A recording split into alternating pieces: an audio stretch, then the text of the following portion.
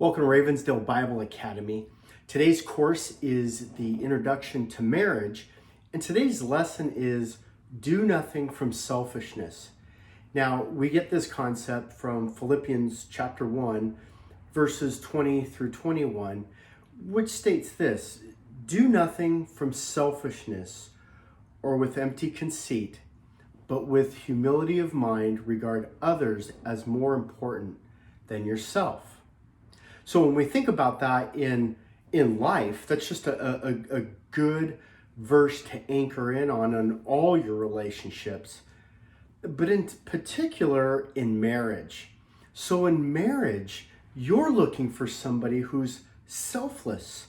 In marriage, you're trying to train yourself to be a selfless, unselfish person.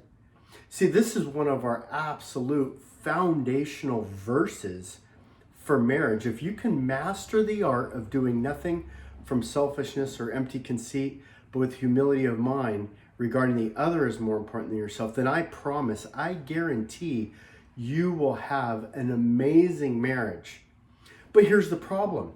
We allow the world to tell us differently. We're allowing the world to set a different tone and a different plan. And it begins with this: make yourself happy. It begins with this: do what makes you satisfied.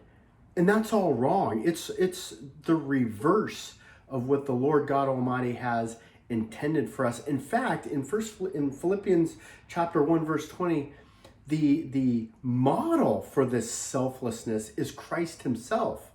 See, we're to be like Christ, who, although he was the Son of God and existed in the form of man, he emptied himself. He sacrificed himself for us, for others, by dying on the cross and paying that price for sin. That's the model for Ephesians 5 that says husbands are to love their wives, or to lead their wives as Christ does the church. How?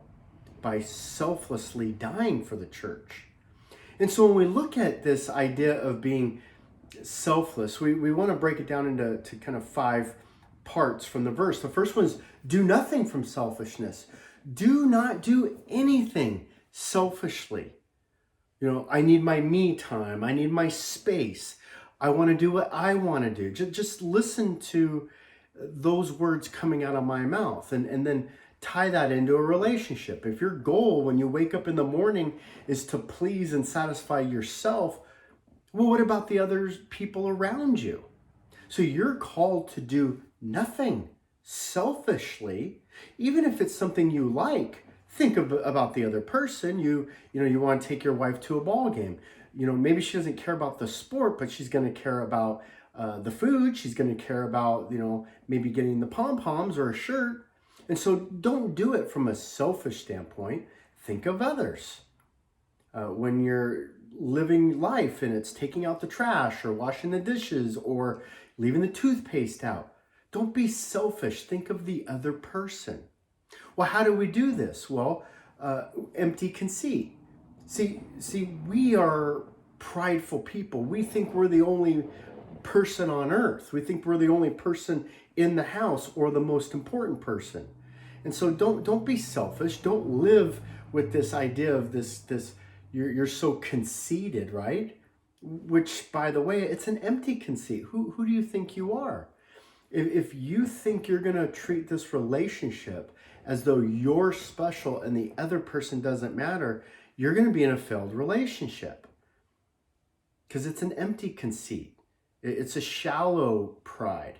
So you're to have, the third point is a humility of mind. You're supposed to humble yourself, swallow your pride, say you're wrong, be the peacemaker, wash the dishes, take out the trash, get on your hands and knees, scrub the floor, serve the other person. Have some humility. You think you're too good for that job. No, this is a team effort. Everything that takes place in the house needs to take place by the team.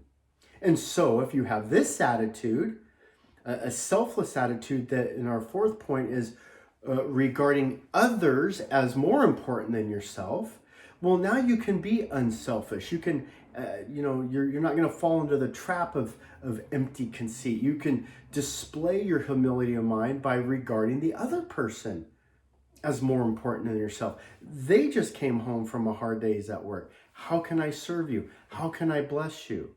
What can I do to lift your burden? See, that's not a male or female role.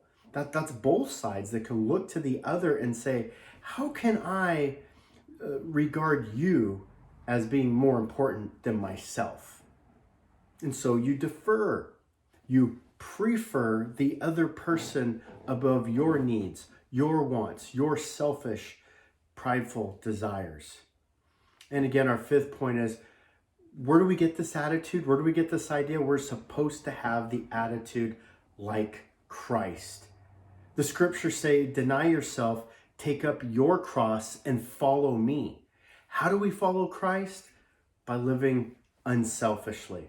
Again, we've been trained by pop culture that everything we do is supposed to be for ourselves, that we're supposed to live by the postmodern way, personal peace, affluency, me, more. But I promise you, if you want a successful marriage, do nothing from selfishness or empty conceit, but with humility of mind, regard others as more important than yourself.